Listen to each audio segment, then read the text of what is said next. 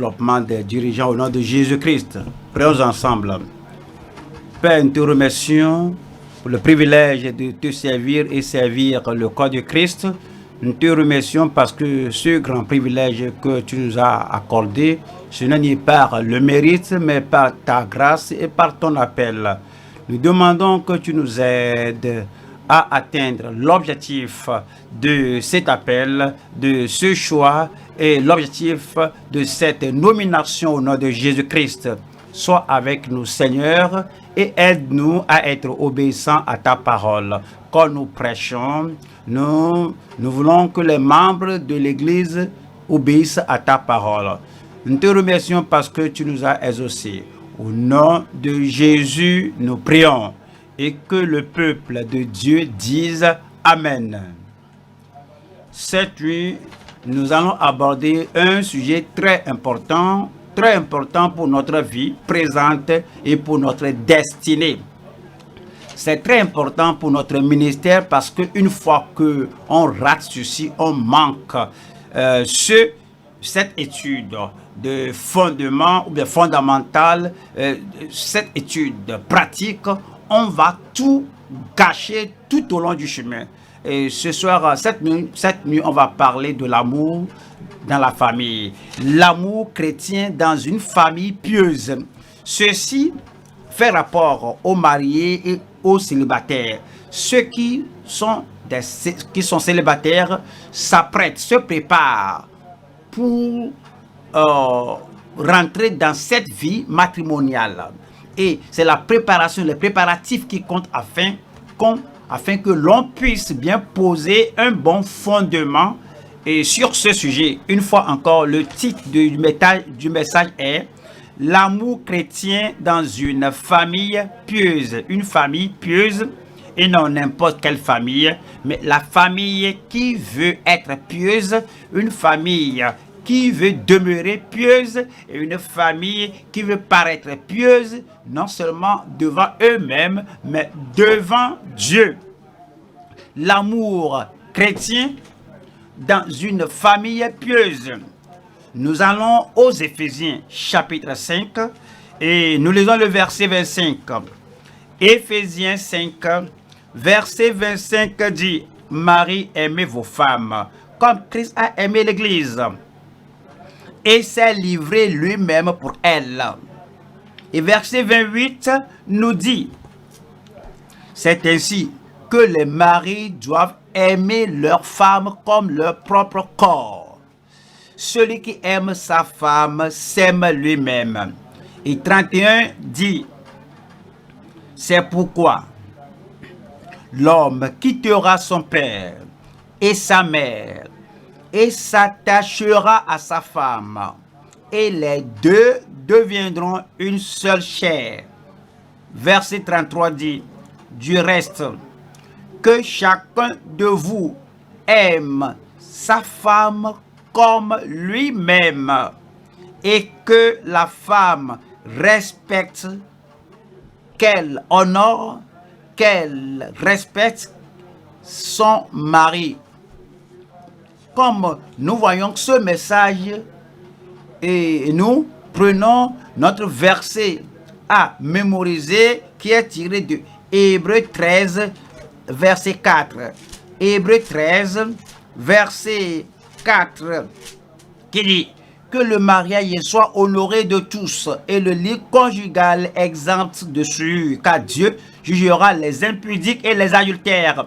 Cela nous dit donc que le mariage est à honorer par tout le monde, comme on se considère que le mariage est à honorer parmi les jeunes, parmi les adultes. Le mariage est à honorer parmi les veufs et les veuves qui doivent se marier, et que le lit conjugal doit être exempt dessus. Si on garde le lieu conjugal est non souillé, donc le lit sera maintenant gracieux. Et c'est dit que Dieu jugera les impudiques et les adultères. C'est-à-dire que L'infidélité matrimoniale est absolument damnable. Quand nous parlons de l'infidélité matrimoniale, nous parlons de tout domaine de la famille. Nous parlons de la cruauté matrimoniale est absolument damnable. Nous disons que la violence matrimoniale est absolument damnable. On lit cela dans les journaux et partout et à tout moment. Peut-être il n'y a pas de jour qu'on ouvre les journaux sans voir une forme de violence domestique ou une forme de cruauté matrimoniale. Cela est absolument damnable. L'infidélité matrimoniale est absolument damnable. Non seulement la destruction matrimoniale, la séduction matrimoniale, l'homme séduit la femme séduit l'homme, cela est absolument damnable. La haine matrimoniale est absolument damnable. Ouais, il y a des gens, ils vivent ensemble en tant que mari et femme, mais ils ne sont pas fidèles l'un à l'autre. Ils se séduisent. On dit que la haine matrimoniale est absolument damnable. Si vous vivez ensemble en tant que mari et femme, et que l'objectif de ce mariage n'est pas atteint devant Dieu, il y a la cruauté, il y a la violence, il y a la séduction, il y a l'infidélité, il y a la haine, il y a la négligence. La négligence, lorsqu'on néglige l'autre personne, que ce soit l'homme qui ne pourvoit pas l'argent pour l'alimentation de la famille, et puis il néglige la femme et les enfants, cela est damnable devant Dieu. Et la méchanceté matrimoniale, seulement la méchanceté. Et on ne fait pas aux autres ce qu'on ne veut pas que l'autre personne nous fasse. Ça, c'est la méchanceté. Comme on voit l'étude aujourd'hui, on voit la parole de Dieu, on doit examiner notre propre famille. Parce que si on ne fait pas cela, et que tout ce qu'on dit, non, je ne commets pas l'adultère, je ne commets pas l'impudicité, mais ce n'est pas le seul problème dans la famille. Donc, on doit examiner tous les aspects holistiquement, complètement, qu'on sache que par la grâce de Dieu, en tant que prédicateur, en tant que pasteur, en tant que dirigeant et en tant qu'ouvrier dans la vigne du Seigneur, que nous commencions le mariage honorable dans notre famille. Nous allons voir 3 points comme on considère ce sujet très important qui est l'amour chrétien dans une famille pieuse. Nous allons voir le premier point. C'est l'expérience pertinente dans le Seigneur pour un fondement solide. Si on va avoir un bon bâtiment, comme le Seigneur se réfère à la famille comme un édifice, si on aura un bon édifice, il faut un bon fondement, une bonne fondation, une fondation solide. Donc, vous allez voir cet aspect que nos enfants s'apprêtent à se marier, comme nos jeunes se préparent à se marier, et comme les autres aussi dans le ministère s'apprêtent à se marier, nous devons voir le fondement, un fondement solide, une fondation. Oui, les expériences pertinentes dans le Seigneur pour un fondement solide. Deuxième point, les expressions déterminées d'amour dans une famille fondée sur Christ. Après le mariage, on ne doit pas oublier que la chose centrale dans le mariage est l'amour. Ce n'est pas seulement l'amour pour satisfaire la chair, mais l'amour dans toutes ses ramifications. Les expressions déterminées d'amour dans une famille fondée sur Christ. 3. L'exemple parfait d'amour dans la communion. La communion entre mari et femme, entre les parents et les enfants, et entre les membres du corps de Christ. Et la communion qui continue, qui nous conduit à la communion éternelle. L'exemple parfait de son amour dans la communion. Allons au premier point. Quelles sont les expériences pertinentes, les expériences importantes que nous devons avoir pour avoir un fondement solide, forte. Nous allons au l'importance d'un fondement, d'une fondation. Nous allons au Psaume, chapitre 11, verset 3, qui nous dit que quand les fondements sont renversés, le juste que ferait-il si on n'a pas un fondement solide, une fondation ferme pour la famille, pour notre mariage, pour notre union? Alors, que fera le juste? On doit prendre soin de ce fondement.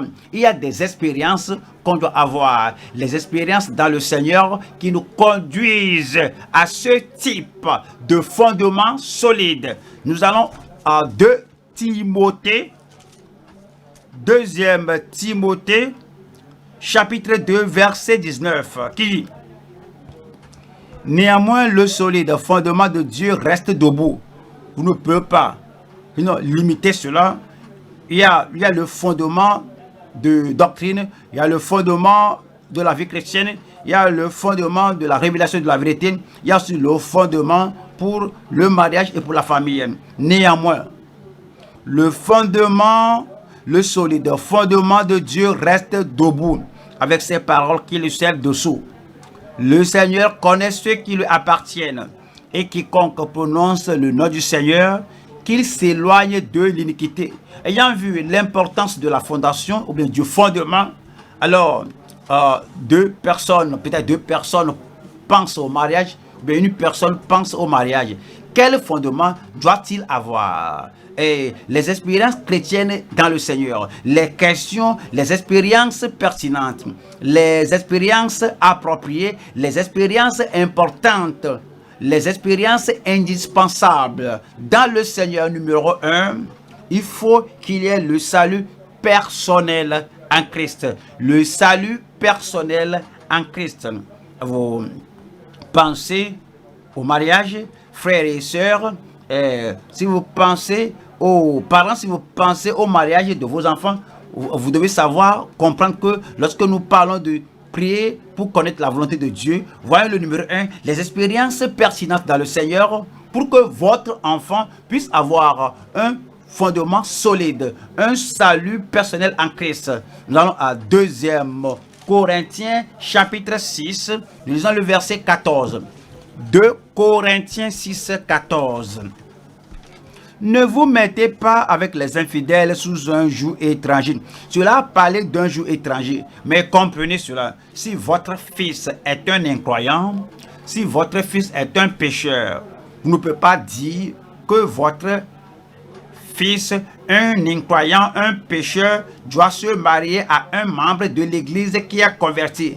Vous n'avez pas dit que lorsque vous amenez quelqu'un qui est un véritable enfant de Dieu, attendez, votre fils, que vous dites qu'il aille amener un véritable enfant de Dieu, est-ce que votre fils ou votre fille qui n'est pas croyant, qui n'est pas croyante, et vous encouragez à votre fils, à votre fille d'aller se marier à un croyant, ça c'est un jeu étranger. Si votre fils est croyant, un véritable enfant de Dieu, né de nouveau, converti, transformé, menant la vie d'une nouvelle créature en Christ, les choses anciennes sont passées, voici toutes choses sont devenues nouvelles. Si votre fils ou enfant est un véritable croyant et vous permettez à votre fils, à votre fille de se marier à un incroyant, c'est toujours un joug étranger. Et si le comité du mariage, comme nous aidons nos jeunes, nous devons comprendre que le salut personnel en Christ est le numéro 1. Donc, on ne joint pas on n'unit pas les gens ensemble sous un joug étranger. 2, c'est la sanctification purificatrice avec la consécration. La sanctification purificatrice avec la sanctification. Voyons Éphésiens au chapitre 5, verset 25 qui dit, Éphésiens 5, verset 25 qui dit, Marie, aimez vos femmes comme Christ a aimé l'Église. Aimez vos femmes comme Christ a aimé l'Église. Oui. Le membre égocentrique de l'Église ne peut jamais faire cela. On a besoin de la sanctification, le cœur purifié afin de pouvoir obéir ce commandement de Dieu, d'aimer sa femme comme Christ a aimé l'Église. c'est un amour qui pardonne. C'est l'amour qui donne. C'est l'amour qui pense au bien-être de l'autre. C'est l'amour altruiste, un amour sacrificiel. C'est dit, comme Christ a aimé l'Église et s'est livré lui-même pour elle. Lorsque nous disons que nous prions pour la volonté de Dieu, dans le mariage, c'est-à-dire nos enfants ou bien les jeunes prient pour la volonté de Dieu, et comme ils prient pour la volonté de Dieu, est-ce que c'est égocentrique? Je veux une femme qui fasse ceci pour moi, je veux une femme qui me donne ceci, qui pourvoit ceci, qui pourvoit cela. L'homme la cherche une partenaire qui travaille pour pouvoir à ses besoins. Je cherche une femme. Il ne pense pas à avoir une femme et qu'il doit aimer, que si j'ai la femme là, comme Christ a aimé l'église là, je vais aimer la femme là, je vais lui pardonner, je vais vivre comme avec la femme là, comme Christ a aimé l'église. Il ne prend pas cela comme un facteur devant lui et prier pour cela. Alors, voyez, on doit comprendre que on doit comprendre que la sanctification, la purification est très importante. La consécration à Dieu, la consécration à Christ, à l'œuvre de Dieu, notre consécration à prendre soin de notre partenaire lorsqu'on est ensemble. Marie, aimez vos femmes comme Christ a aimé l'Église et s'est livré lui-même pour elle. C'est la sanctification qui vous fait donner le meilleur que vous avez à tout moment et non seulement en temps de fiançailles et non pas au jour du mariage des noces, mais vous donnez complètement à votre conjoint, à votre conjointe. Et c'est dit au verset 26, afin de la sanctifier par la parole, après l'avoir purifiée par le baptême d'eau. Et 27 dit, afin de faire paraître devant lui cette église glorieuse. Christ a payé le prix pour faire de l'église une église glorieuse. Donc chaque personne dans la famille doit être sanctifiée, purifiée. Et nous allons vouloir, chaque membre va vouloir tout donner pour faire de l'homme, pour faire de la femme glorieuse. Et sans tache, ni ride, ni rien de semblable, mais sainte et irrépréhensible. 3. Il y a une supplication déterminée avec la conviction. Une supplication déterminée avec la conviction. Donc, on ne peut pas marcher par la voie, on ne peut pas choisir par la voie. Le meilleur d'entre nous et le plus intelligent d'entre nous fera un mauvais choix parce qu'on ne connaît pas le futur, on ne connaît pas le cœur de la personne qu'on professe avoir comme sa femme ou son mari. Tout ce qu'on voit, c'est l'aspect physique, être content, je l'aime, et il m'aime, ben, il est beau, elle est belle. Mais si vous allez avoir le choix de Dieu, si vous allez avoir un choix qui est vraiment bénéfique, avantageux, un choix qui nous aide dans cette vie et lorsqu'on traverse pour aller à l'autre bord de l'éternité, alors il faut demander au Seigneur de nous faire le choix qui nous aide. Et c'est dit, et il va dire que voici ma volonté pour toi. Et toi est la supplication déterminée. Alors vous faites la supplication, vous priez afin que vous ayez la véritable volonté de Dieu. Vous avez la conviction pour cela. On va au proverbe. Proverbe chapitre 18 et nous lisons le verset 22. Et le verset 22 nous parle d'une femme qu'on trouve. On ne trouve pas la femme en regardant au visage, en fouillant l'internet, en visitant le Facebook ou le YouTube. Celui qui trouve une femme trouve le bonheur. Vous regardez ceci, c'est une grâce qu'il obtient de l'Éternel. Comment obtenez-vous la grâce du Seigneur? Comment on a la faveur du salut? C'est par la supplication et la prière. Comment on a une grâce de la bonté de Dieu? C'est par la prière et la supplication. Alors si vous allez avoir une bonne femme, vous devez prier et pour obtenir cette grâce, cette faveur du Seigneur. Proverbe 19.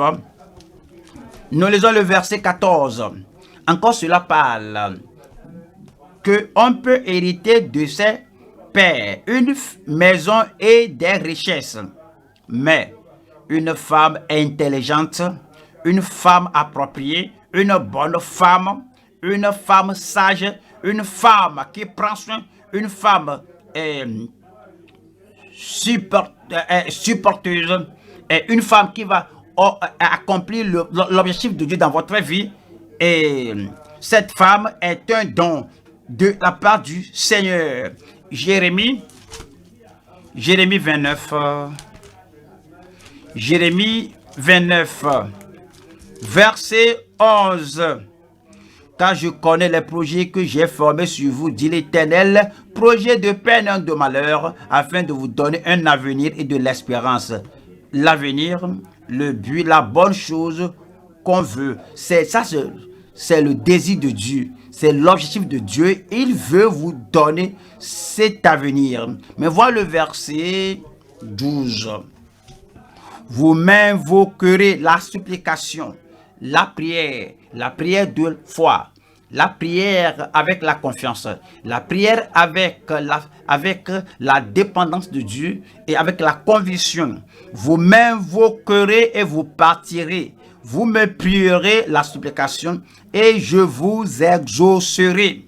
Mais voyons le verset 13 qui dit: vous me chercherez et vous me trouverez si vous me cherchez de tout votre cœur. La prière pour une bonne femme, pour un bon mari, avoir une femme qui soutient, un mari qui soutient, un mari qui pourvoit, un mari qui protège, ce n'est pas une prière qu'on fait à cœur partagé, mais une prière pour chercher la face de Dieu de tout notre cœur. Numéro 4. Il faut qu'il y ait une séparation appropriée d'avec les anciens compagnons. Si nous allons réellement avoir la volonté de Dieu, je parle aux jeunes personnes qui s'apprêtent à se marier, les veufs ou les veuves qui planifient de se marier. Si réellement vous voulez avoir la volonté de Dieu, alors il ne doit pas avoir une association, un lien, un rapport, une connexion avec les anciens compagnons. Par exemple, on a été à l'école, vous avez des amis, on a des amis à l'école, on ne peut pas être à l'école et vivre dans l'isolement. Mais lorsqu'on commence à prier pour la volonté de Dieu, on ne dit pas au Seigneur que cette camarade de classe-là, ce camarade de classe-là, même, ou bien vous êtes marié, votre femme est partie à la gloire, vous voulez prier pour avoir une femme, ce n'est pas quelqu'un qui vient à la maison et qui prend soin. Alors tout cela doit quitter votre esprit. Vous êtes affranchis des anciens compagnons et il n'y a pas d'idole dans votre corps. Vous pouvez prier, le Seigneur sait que vous êtes sincère, il sait que vous êtes dénué de toute idole dans le cœur. Et Ézéchiel chapitre 14, Ézéchiel 14 et verset 2 dit: Ézéchiel 14, verset 2. Voici ce que le Seigneur dit. Et la parole de l'Éternel me fut adressée en ces mots. Qu'a-t-il dit? Verset 3 dit: Fils de l'homme, ces gens-là portent leur idole dans leur cœur. Et ils attachent les regards sur ce qui les a fait tomber dans l'iniquité. Dans le cœur, ils ont érigé des idoles. Et devant leur regard, ils voient cela à tout moment et rêvassent cela à tout moment. Et voici ce qu'ils voudraient avoir. Et la prière là n'est que pour se justifier que après tout, j'ai prié. Mais cela ne doit pas le cas si nous demandons au Seigneur, nous demandons une femme, un mari au Seigneur, un partenaire en mariage qui fera du bien à notre vie. Que le Seigneur lui-même nous fasse le choix. Et il attache les regards sur ce qui les a fait tomber dans l'iniquité. Me laisserai-je consulter par eux 4. C'est pourquoi parle-leur et dis-leur, ainsi parle le Seigneur l'Éternel. Tout homme de la maison d'Israël, tout homme parmi l'Israël de Dieu, tout homme de la maison d'Israël, tout homme de l'église du Dieu vivant, toute personne de la maison d'Israël qui porte ses idoles dans son cœur et qui attache les regards sur ce qui l'a fait tomber dans son iniquité, s'il vient s'adresser au prophète, s'il vient s'adresser aux voyants, s'il vient s'adresser aux guerriers de prière, s'il vient s'adresser aux partenaires de prière, s'il vient s'adresser aux prophètes, moi l'Éternel, je lui répondrai malgré la multitude de ses idoles. Qu'est-ce que cela veut dire? Verset 7. Car tout homme de la maison d'Israël ou des étrangers séjournant en Israël qui s'est éloigné de moi, qui porte ses idoles dans son cœur et qui attache les regards sur ceux qui l'a fait tomber dans son iniquité. Si vous avez déjà une idole dans votre cœur et déjà vous avez les regards sur la personne là et vous dites que c'est la personne là que Dieu doit affirmer, et c'est dit que vous êtes séparés de Dieu et de la volonté de Dieu à cause de l'idole que vous portez dans le cœur, qui s'est éloigné de moi et qui porte ses idoles dans son cœur et qui attache les regards sur ce qu'il a fait tomber dans son iniquité. S'il vient s'adresser au prophète pour me consulter par lui, moi l'Éternel, je lui répondrai par moi. Verset 8. Je tournerai ma face contre cet homme. Il a l'idole dans le cœur. Il a mis quelqu'une devant sa face, quelqu'un devant sa face, et il me dit, quoi qu'il dit, qu'il me prie, je ferai de lui un signe et un sujet de sarcasme, et je l'exterminerai du milieu de mon peuple. Et vous saurez que je suis l'Éternel. Verset 9.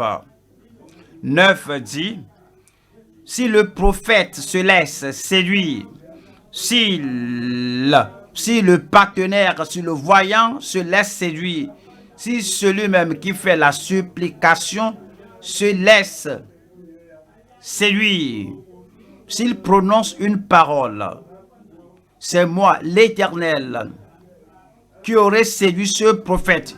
Je permettrai que ce prophète soit séduit. J'étendrai ma main contre lui et je le détruirai du milieu de mon peuple d'Israël. J'étendrai ma main contre lui et je le détruirai du milieu de mon peuple d'Israël. Verset 10.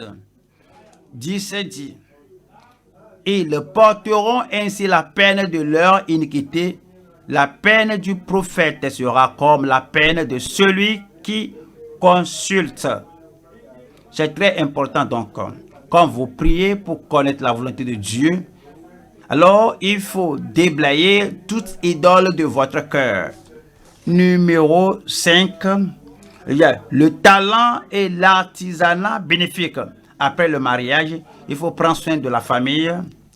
Cela veut dire que avant de contracter le mariage, alors vous devez avoir un boulot, une profession à exécuter, de finir votre éducation. Vous devez avoir votre main appliquée à un boulot spécifique pour que pouvoir avoir besoin et ceux de la famille. Dites-le moi, si vous ne pouvez pas subvenir à vos besoins personnels en tant qu'individu, comment parviendrez-vous à pouvoir à 2 personnes, à 3 personnes, c'est-à-dire vous et votre femme et un autre enfant, vous, votre femme et 2, 3, 4, 5 enfants.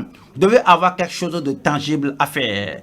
Il y a le talent profitable, il y a le talent et l'artisanat profitable. Voyons, 2 Thessaloniciens, chapitre 3, verset 10.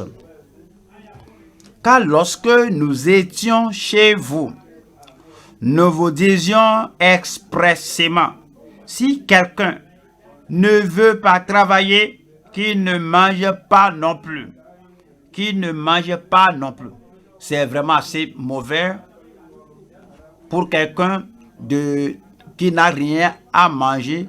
Et puis maintenant, pour une femme qui est avec lui et qui ne trouve rien à manger, que maintenant elle doit dépendre de la charité. L'homme là dépend de la charité de ma quémandé. Je n'ai pas de quoi payer mon loyer, ceci et cela. Oui, la charité est bon. Oui, c'est bon de faire la charité, mais c'est vraiment mauvais de la part de ceux qui ont une famille et qui sont devenus des mendiants qui n'arrivent pas à pouvoir à leurs besoins. 1er Timothée chapitre 5, verset 8. Si quelqu'un n'a pas soin des siens, quelqu'un a sauté et il s'est plongé dans le mariage et précipitamment il est rentré dans le mariage, et les gens qui aident et qui conseillent n'ont pas sinon vérifié pour voir si cet homme a un boulot qu'il exécute. Est-ce qu'il peut pouvoir à ses besoins? Verset 8. Si quelqu'un n'a pas soin des siens, et principalement de ceux de sa maison, il a renié la foi. Pensez-y. L'Écriture dit qu'il a renié la foi. L'Esprit de Dieu dit, il a renié la foi. Et le Seigneur lui-même dit, il a renié la foi. Et il est pire qu'un infidèle. C'est pourquoi on doit tout faire, qu'on ait un boulot, qu'on pourvoie aux besoins de celles qu'on amène à la famille. Et numéro 6, la stabilité pivotale d'une charité chrétienne. Frères et sœurs, après le mariage, la chose centrale, c'est la charité, c'est l'amour. Et ce doit être un amour chrétien, une charité chrétienne. Mais si nous sommes égocentriques, si on est égoïste, si on est très têtu et rebelle, si on est fichtrement égocentrique, on ne pense à l'autre personne, ne pense pas à l'autre personne, donc alors on fait de cela un fondement dans sa vie. On rentre dans le mariage. Après ce mariage-là, oui, cette disposition non charitable va disperser, va détruire le mariage. Il faut une stabilité pivotale d'une charité chrétienne avant le mariage et non après le mariage. On cherche la charité, on cherche l'amour, c'est trop tard. Donc, il faut établir cet amour dans votre cœur envers les gens avant de vous marier. Voyons, 1er Corinthiens 13. Nous voyons le verset 1. 1er Corinthiens 13, voyons le verset 1. Quand je parlerai les langues des hommes et des anges, si je n'ai pas la charité, je suis un airain qui résonne ou une cymbale qui retentit. Cela ne suffit pas de dire qu'on est sanctifié. Je suis sanctifié, on ne peut pas voir l'évidence. Je suis baptisé dans le Saint-Esprit, je parle en langue. Parler en langue sans la charité, sans l'amour, ne bâtira pas la famille. Verset 2. Et quand j'aurai le don de prophétie, la science de tous les mystères et toute la connaissance, quand j'aurai même toute la foi, jusqu'à transporter des montagnes, si je n'ai pas la charité, je ne suis rien. La charité est par-dessus tous les dons pour la famille. Verset 3. Et quand je distribuerai tous mes biens pour la nourriture des pauvres, quand je livrerai même mon corps pour être brûlé, si je suis fanatiquement religieux, si je n'ai pas la charité, cela ne me sert de rien. La chose centrale qui unit la famille après le mariage, 1 an après le mariage, 10 ans de mariage, 30 ans après le mariage, 50 ans après le mariage, après la joie initiale de comment l'homme se porte et vraiment et la beauté et comme ils ont commencé. Maintenant, quand la personne commence à vieillir, ouais, cette joie initiale va s'évaporer. Comme la femme commençait à vieillir, ouais, la beauté initiale va disparaître. Ce qu'il faut pour garder la famille ensemble, c'est la charité. Et sans cette charité, la famille sera totalement la famille va s'effondrer. La famille qui doit être le fondement du mariage, qui doit être la charité, qui doit être le fondement du mariage. Verset 4. La charité est patiente. Elle est pleine de bonté. Tu ne veux pas dire que mais pourquoi j'ai pris celui-ci. Ouais. Quel que soit l'immaturité des personnes de celui-ci, la charité est patiente, elle est pleine de bonté. La charité n'est pas envieuse. N'enviez pas les gens. Avant le mariage, l'homme doit régler cela, la femme doit régler cela. Il n'y a pas d'envie. La charité ne se vante point, elle ne s'enfle point d'orgueil. La personne que chaque fois se porte avec un air orgueilleux et dénigre tout le monde. Lorsque la personne se marie, vraiment, cette attitude d'orgueil va pérenniser et va dénigrer sa femme, va dénigrer son mari. Et verset 5, elle ne fait rien de malhonnête. Elle ne cherche point son intérêt. Elle considère son comportement. Si je fais ceci-là, comment va-t-il se sentir? Si je fais ceci, comment va-t-elle se sentir? Et à cause de cela, elle ne fait rien de malhonnête. Elle ne cherche point son intérêt. Elle ne s'irrite point. Il y a des gens que pour moindre chose, ils s'enflamment. Et la moindre chose qui puisse arriver, et lorsque cela arrive au moment des fiançailles, un peu de choses, il est emporté, un peu de choses, il envoie une flèche, un peu de choses, il dit que vraiment, ouais, on va se séparer, et que c'est mieux maintenant de rompre tout, au lieu. Alors, il faut le permettre de rompre cela, c'est mieux que de rentrer dans le mariage avec cela. Et la charité doit être au fondement avant qu'on ne se marie, avant qu'on ne se marie. Et après le mariage, la charité doit encercler tout le foyer, tout le mariage.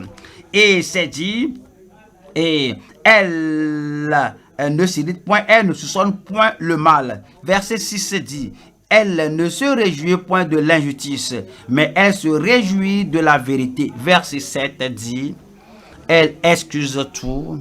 On a besoin de cela dans le mariage et on doit comprendre que même avant qu'on ne se marie, toute chose ne sera pas comme un lit de roses, tout ne sera pas comme un lit orné de fleurs. Elle croit tout, elle est une femme suspecte ou bien soupçonneuse, ne peut pas garder la femme, le foyer, accusation le matin, accusation l'après-midi, accusation le soir, avant d'aller dans son lit, l'accusation, on se réveille le matin, l'accusation. Comment peut-on vivre dans cette situation? Et elle croit tout, elle espère tout, elle supporte tout. C'est la stabilité qu'on doit avoir en tant que pivot, en tant qu'un soutien, en tant qu'un support, en tant qu'un axe avant le mariage, et que cela continue après le mariage. Numéro 7, c'est l'Esprit puissant, notre consolateur. Nous allons au Romains chapitre 8, verset 14. Romains 8, verset 14. Car tous ceux qui sont conduits par l'Esprit de Dieu sont fils de Dieu. Vous êtes conduits au mariage. Vous avez la conviction et non la confusion. Vous avez la conviction que vous êtes conduit par Dieu et quel que soit ce qui arrive, alors ceci va venir à votre esprit que vous êtes conduit par l'Esprit de Dieu. Car tous ceux qui sont conduits par l'Esprit de Dieu sont fils de Dieu.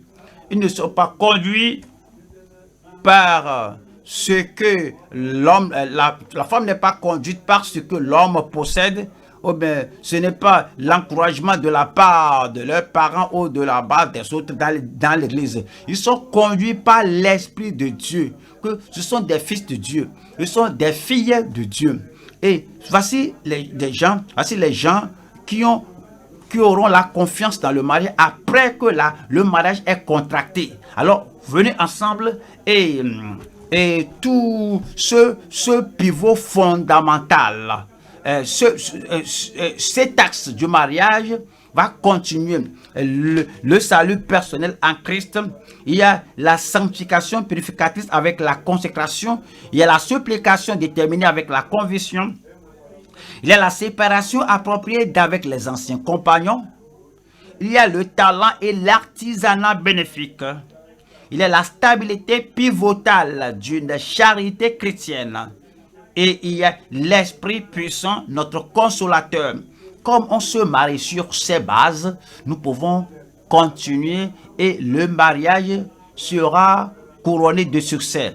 Examinons le mariage qu'on confirme qu'on affirme, qu'on consent pour nos enfants ou pour les membres de l'Église. Nous allons au deuxième point qui est les expressions déterminées d'amour dans une famille fondée sur Christ. Les expressions déterminées d'amour dans une famille fondée sur Christ. Nous retournons aux Éphésiens.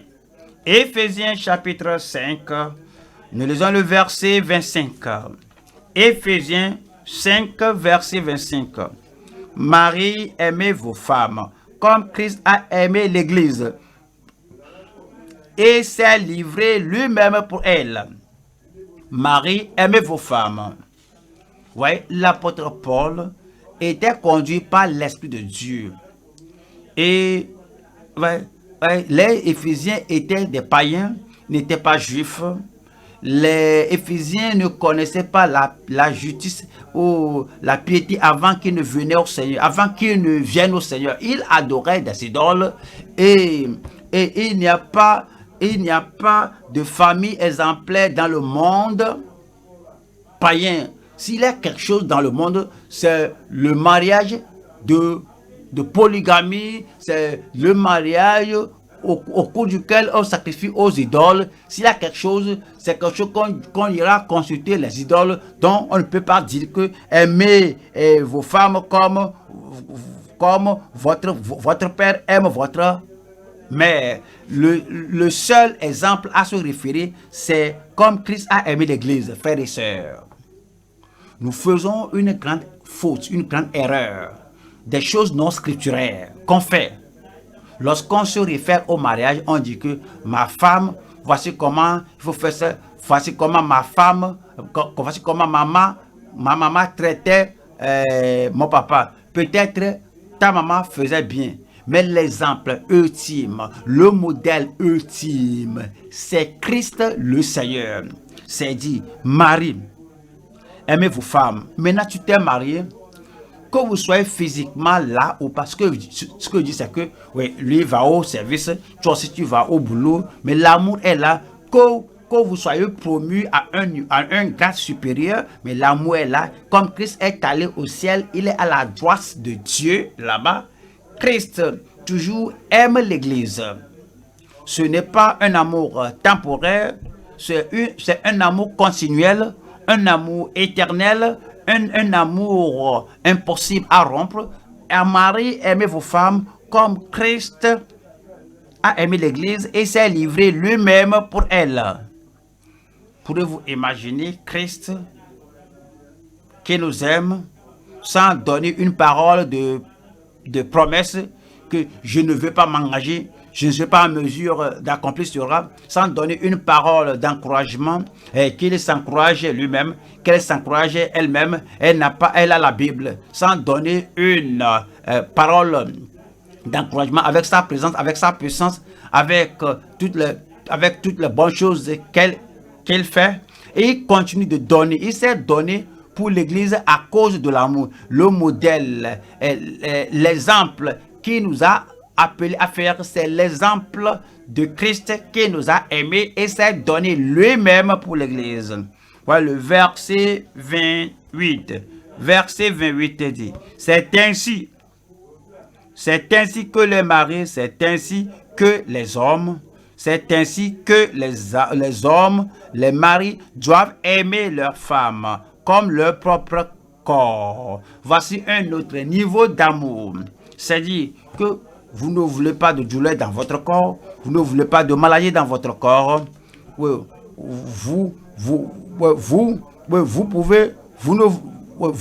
ne voulez même pas tolérer ni la faim ni la soif dans le corps. Alors vous faites tout pour vous satisfaire. Donc le mari doit aimer sa femme comme son propre corps.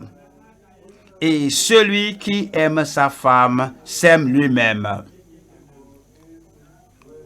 Vous pouvez changer ce verset-là. Celui qui n'aime pas sa femme ne s'aime pas lui-même. Ne s'aime pas lui-même. Il n'est pas sa joie, son bonheur, son progrès. Il n'aime pas aller au ciel. Il n'aime pas plaire à Dieu. Et il n'aime pas, s'il n'aime pas sa femme, si elle n'est pas son mari, vous pourrez aimer 1000 personnes en dehors de votre foyer. Vous pourrez aimer 1 million de personnes en dehors de votre famille. Vous pouvez courir et vous sacrifier pour eux. Mais celui qui n'aime pas sa femme, alors qu'il aime des milliers de personnes en dehors de sa famille, celui qui n'aime pas sa femme ne s'aime pas lui-même. Mais celui qui aime sa femme, c'est le fondement avec cet amour-là. Vous pouvez aller maintenant aimer les autres pour le salut. Vous pouvez maintenant aimer les autres pour la sanctification. Vous pouvez maintenant aimer les gens pour le service. Celui qui aime sa femme s'aime lui-même. Nous allons voir 3 choses ici. Numéro 1. L'expression appropriée d'amour dans la famille. L'expression appropriée d'amour dans la famille. Ouais, si nous parlons de l'amour dans la famille, ce n'est pas un amour théorique, ce n'est pas un amour mental, ce n'est pas un amour théologique, ce n'est pas un amour doctrinal. Voici un amour pratique.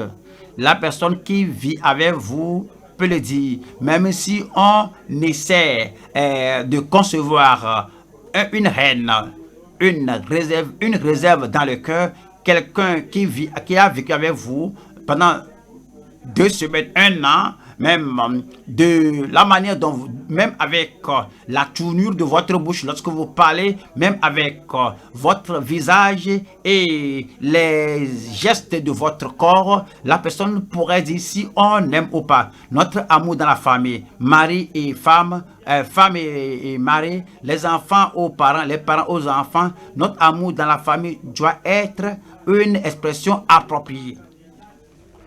Éphésiens chapitre 5, 28. C'est ainsi que les hommes doivent aimer leurs femmes comme leur propre corps. Celui qui aime sa femme s'aime lui-même. Verset 29.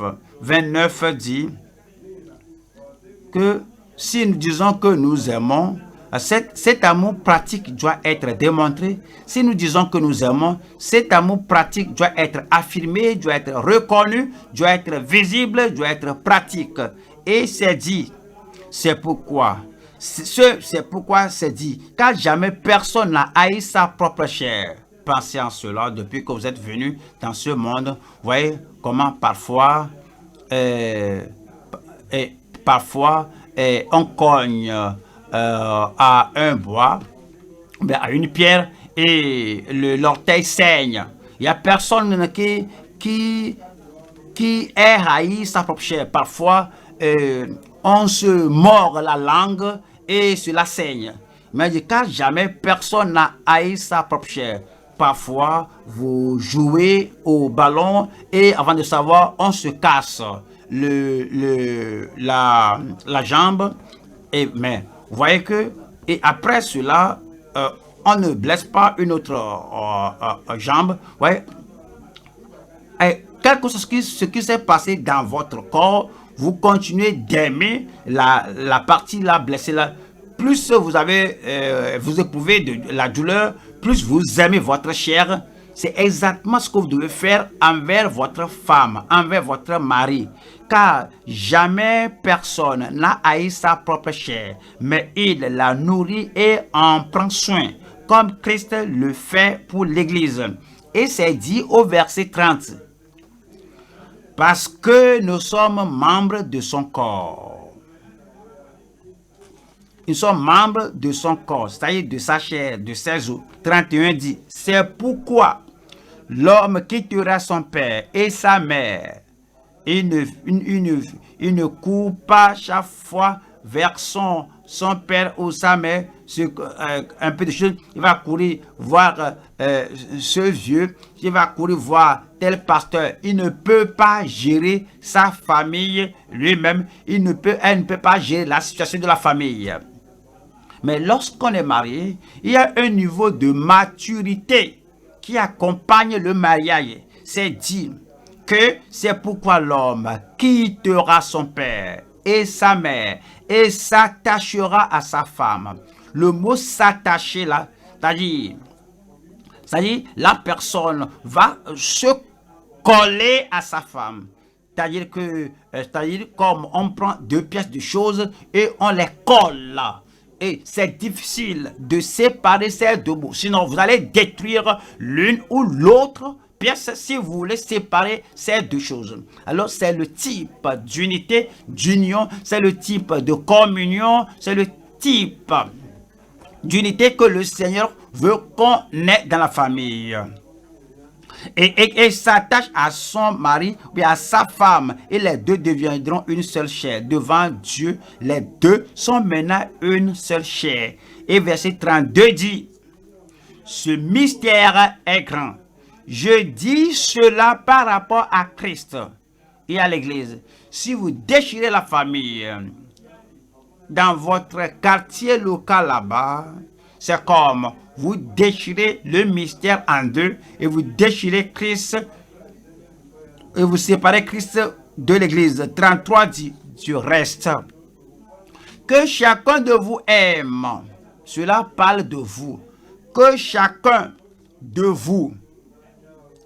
Et que Marie, toi en particulier, il dit, toi femme, toi en particulier, oublie les autres maintenant. La famille de tel pasteur, voici comment ils sont là, oublie cela. La femme de ceci, cela, oublie cela maintenant. Le mari de celle-ci, voici comment il vit, oublie cela. J'ai lu un auteur, j'ai lu au sujet d'un auteur, j'ai lu un livre, voici l'exemple qu'ils ont donné, oublie cela. C'est dit que du reste que chacun de vous aime sa femme comme lui-même et que la femme respecte son mari. L'expression appropriée d'amour. 2. C'est l'existence permanente d'amour dans la famille. L'existence permanente d'amour dans la famille. Oui, déjà nous avons les Écritures, les versets qui disent que Marie, aimez vos femmes comme Christ a aimé l'Église et s'est livré lui-même pour elle. De même, c'est ainsi que les maris doivent aimer leurs femmes, et ainsi que les femmes doivent aimer leurs maris. Vous êtes joints ensemble, vous êtes attachés ensemble, vous êtes collés ensemble. Il n'y a pas de séparation, il n'y a pas de divorce, il n'y a pas de vivre séparément. Les Écritures enseignent, ou bien la parole de Dieu enseigne que le mari et la femme, comme ils se marient, comme elles se sont mariées il y a des années, et comme les années nuptiales filent, et comme ils vivent ensemble, ils sont joints ensemble, et ils existent ensemble, ils vivent ensemble dans l'amour jusqu'à ce que la mort les sépare. Matthieu 19, Matthieu 19, Matthieu 19, Matthieu 19, Matthieu 19, 4. Matthieu 19, 4. Ici, le pharisien est venu voir le Saint-Esprit. Et ça, il voulait savoir si, est-ce que c'est bon? Est-ce que c'est acceptable qu'un homme répudie sa femme pour une cause quelconque, pour une excuse donnée, pour une erreur, pour ce qu'on n'apprécie pas dans la femme? Voici comment ils ont posé la question. Et voici la réponse que le Seigneur Jésus a donnée. Il répondit, n'avez-vous pas lu que le Créateur au commencement fit l'homme et la femme? Le Seigneur n'a pas dit que, n'avez-vous pas lu ce que les dirigeants juifs ont écrit au sujet de ceci à une autre personne? Non. N'avez-vous pas lu ce que les philosophes ont dit au sujet du mariage? Non. N'avez-vous pas lu ce que les auteurs contemporains et les grands auteurs approuvés de nos jours ont écrit? Non, il dit, n'avez-vous pas lu que le Créateur, au commencement, fit l'homme, et l'homme un, et la femme? Un, ça fait deux, un homme, une femme. Et verset 5 dit, et qu'il dit, c'est pourquoi l'homme, un homme, quittera son père, un père, et sa mère, une seule mère, et s'attachera à sa femme, une seule femme. Quand vous ne pouvez pas avoir deux pères, quand vous ne pouvez pas avoir deux pères biologiques, ni avoir deux mères biologiques, vous ne pouvez pas avoir deux maris en même temps, selon les Écritures, et vous ne pouvez pas avoir deux femmes selon les Écritures. Alors c'est dit, alors c'est pourquoi l'homme quittera son père et sa femme et s'attachera à sa femme, et les deux deviendront une seule chair. Voilà le verset 6.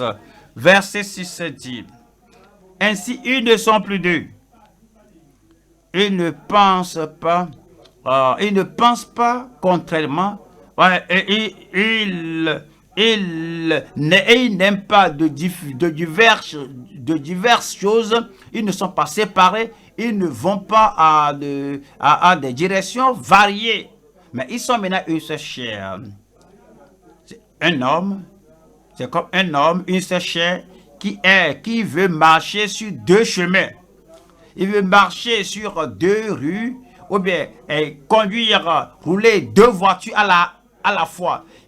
Un homme veut aller à deux différentes directions à la fois. Le mari et la femme doivent s'unir. Et ils pensent ensemble. Ils s'aiment ensemble. Ils vont à la même direction. Et ils pourront ensemble pour la famille. C'est pas que j'aime Jacob, toi tu peux aimer Esaü. Et je mange les mains d'Esaü, tu peux prendre ce qui est de Jacob, mais selon la compréhension du Nouveau Testament, ils ne sont plus deux, mais une seule chair.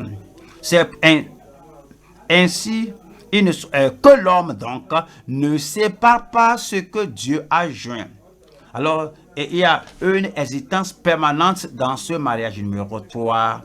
C'est l'édification agréable à travers l'amour dans la famille. L'édification agréable à travers l'amour dans la famille. Éphésiens au chapitre 4. Éphésiens 4, nous lisons le verset 16. Et comme nous gardons la famille ensemble, comme on unit la famille, comme on soutient la famille ensemble, et comme on manifeste l'amour dans la famille, et on fait tout que le mari joue son rôle et que la femme aussi joue son rôle pour que toutes les jointures de la famille restent ensemble. Comme on fait cela, on accomplit la volonté de Dieu. Il y a l'édification dans la famille. Et parce que tout est uni. Éphésiens 4, 16. C'est de lui et grâce à lui, c'est de lui et grâce à tous les liens de son assistance que tout le corps bien coordonné et formant un solide assemblage, tire son accroissement selon la force qui convient à chacune de ses parties et s'édifie lui-même dans la charité. Et s'édifie lui-même dans la charité. Cela nous fait bien édifier et qu'on jouit ensemble de la famille. Lorsqu'il y a l'amour et on jouit de tout ce que chaque partie de la famille offre. Deutéronome 11. Vous pouvez même mener la vie du ciel sur la terre ici. La grâce de Dieu venant du ciel. La bonté de Dieu venant du ciel.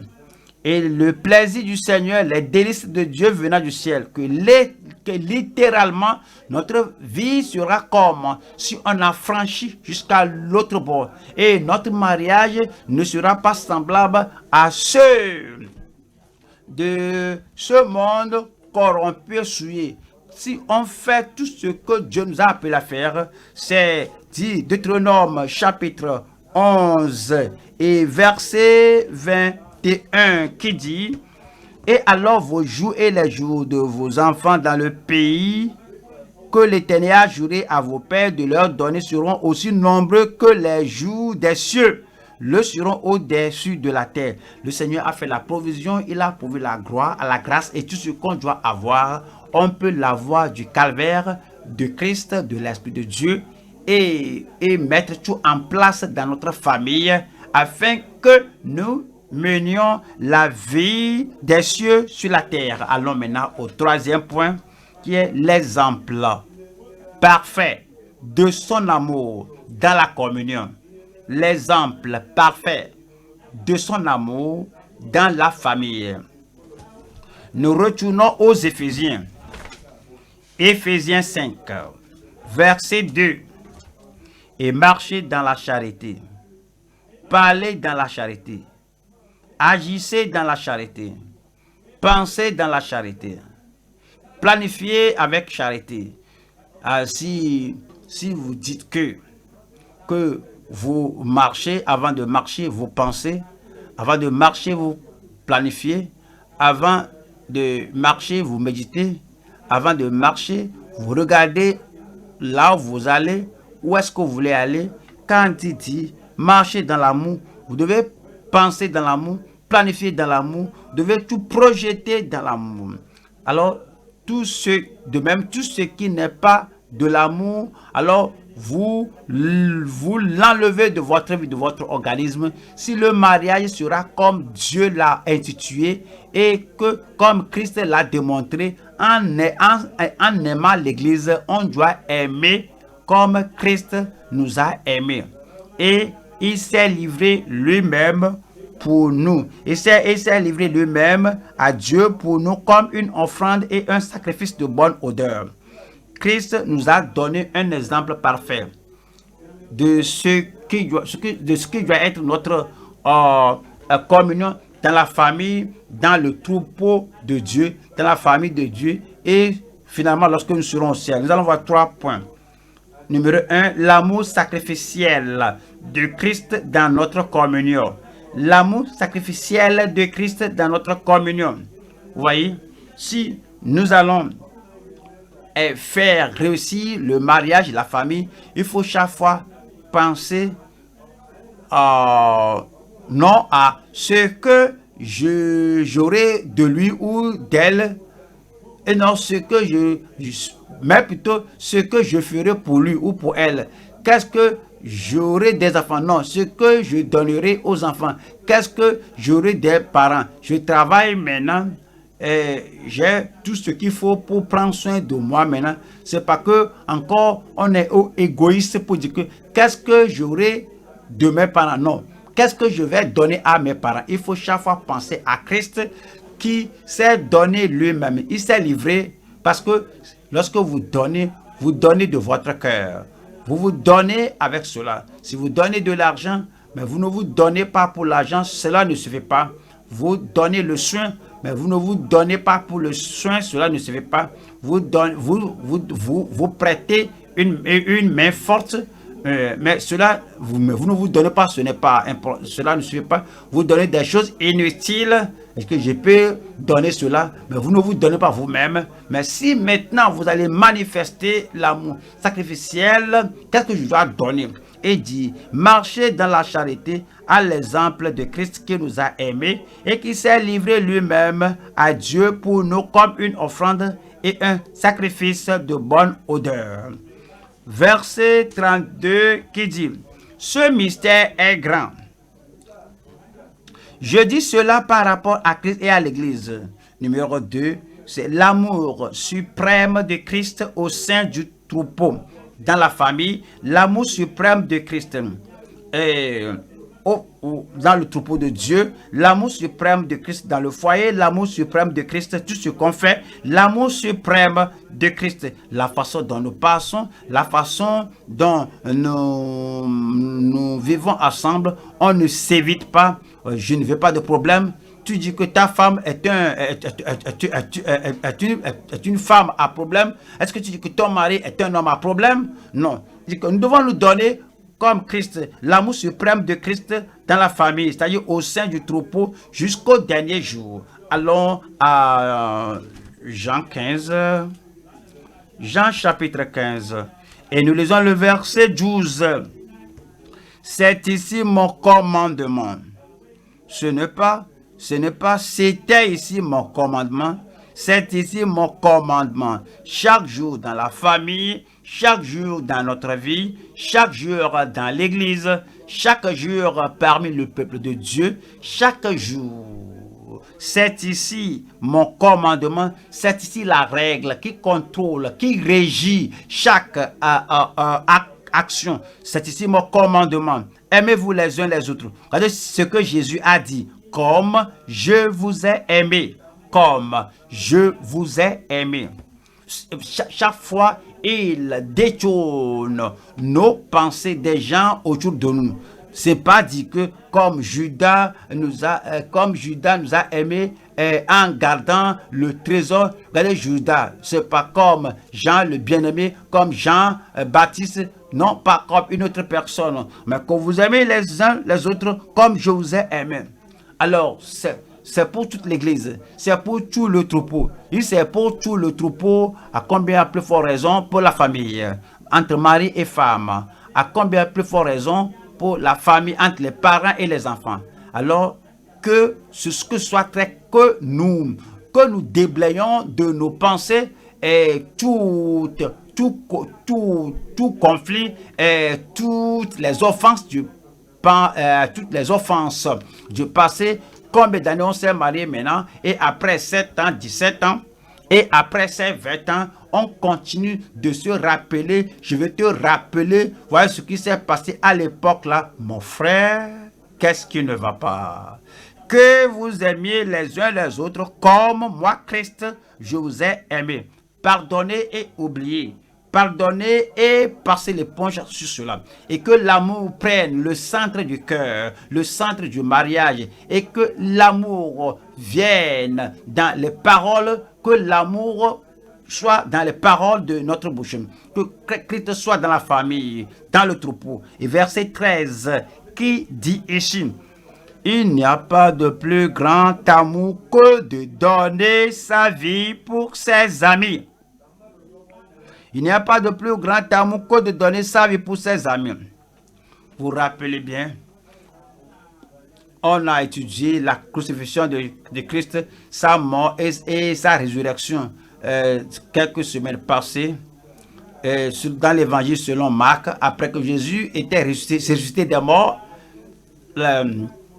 Et l'ange là a dit à Marie, va dire à ses disciples que Pierre, qu'il le rencontre à Galilée, comme il avait dit, va dire à ses disciples et à Pierre en particulier, dis-lui que tout ce reniement 3 fois tous ces reniements à 3 fois que le Seigneur a tout pardonné. Et Christ ne porte pas rancune. Il n'a pas de dents contre Pierre que je ne veux pas te parler. Et il ne détourne pas son visage de lui. Va dire à mes disciples et à Pierre, tous se sont dispersés. Il les a pardonnés. Alors, il faut pardonner. C'est le mariage. Il faut pardonner, c'est la famille. Et que l'amour de Christ est veillé, qu'il a livré sa vie pour ses amis. Il ne dit pas que Pierre, tu es maintenant mon ami, mon ennemi, voici ce que tu as fait, tu es mon ennemi. Non, il a pardonné. Verset 14 dit, vous êtes mes amis si vous faites ce que je vous commande. Vous êtes mes amis si vous accrochez à votre femme. Christ a dit qu'il a ordonné que le mari et la femme soient ensemble jusqu'à ce que la mort les sépare. Ils ne sont plus deux, ils sont un. Alors, vous êtes mes amis, vous êtes amis de Christ, vous êtes enfants de Dieu, vous êtes dirigeants dans son troupeau. Si vous faites ce que je vous commande, si vous faites ce que je vous commande et vous ne faites rien de mauvais contre votre femme, vous ne faites rien de mauvais contre votre mari, alors aimez-vous les uns les autres. Alors, numéro 3, c'est l'amour suffisant de Christ en toute plénitude. L'amour suffisant de Christ en toute plénitude. Quand nous venons à Christ, nous recevons de sa plénitude. Comme la femme vient à son mari, vous êtes maintenant mariés ensemble, vous ne retenez rien, vous recevez l'un de l'autre la joie. Jean 1, verset 16. Jean chapitre 1, verset 16. Et nous avons tous reçu de sa plénitude, frères, et nous avons tous reçu de sa plénitude, et grâce pour grâce. Et grâce pour grâce. Vous croyez que quelqu'un croit que on a la grâce au salut? Oui, la grâce pour grâce. On a la grâce à la sanctification. Oui, on a grâce pour grâce. On a la grâce même pour le service. Oui, grâce pour grâce. Nous avons la grâce au moment de souffrance. Oui, grâce pour grâce. Oui, ma grâce te suffit. Nous avons la grâce dans chaque situation. Oui, grâce pour grâce. C'est ce que Christ a fait pour nous. C'est ce que Christ a fait pour l'Église. Et c'est l'exemple qu'il nous donne maintenant. C'est le modèle qu'il met devant nous. Et c'est le modèle qu'il nous présente. Comme nous avons reçu de sa plénitude, alors que chaque mari reçoit de sa femme, la femme reçoit de son mari, les enfants reçoivent des parents, les parents reçoivent des enfants, et toute la famille est unie. Et avec ces dîmes, et nous avons tous reçu de sa plénitude avant que la femme parle d'un besoin, et le mari a déjà vu le besoin et a pourvu au besoin. Les enfants ont un besoin et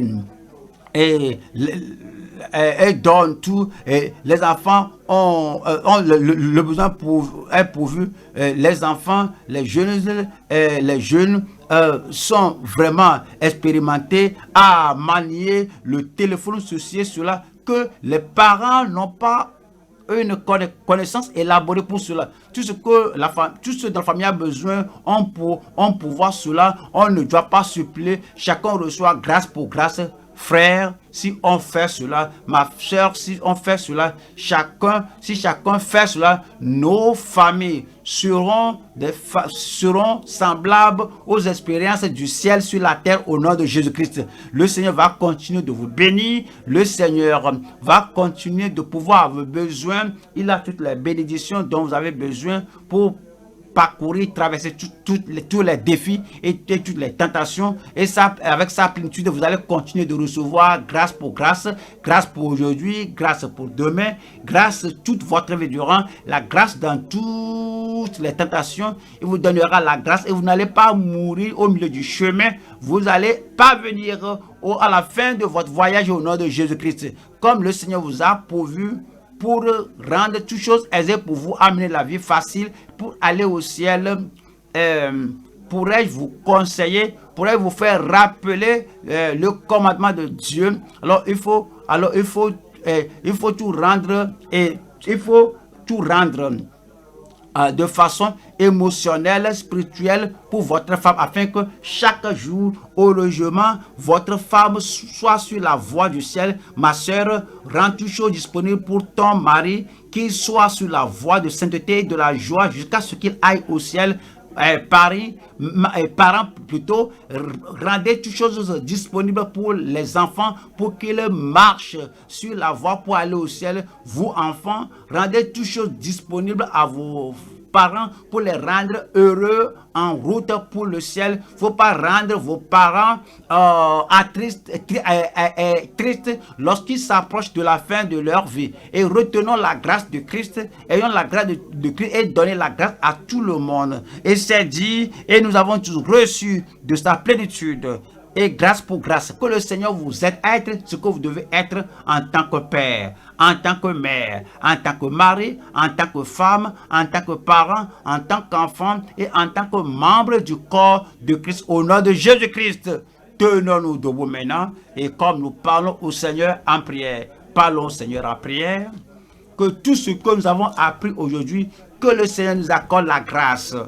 Et que vous soyez obéissants à cela et que la grâce de Dieu remplisse notre cœur et que cela explose la joie dans le cœur d'un autre pèlerin, dans le cœur de votre mari, dans le cœur de votre femme, dans le cœur de chaque membre de la famille, dans le cœur de chaque membre de l'Église. Et joyeusement, nous avançons, nous voyageons vers notre destination jusqu'à ce qu'on soit au ciel.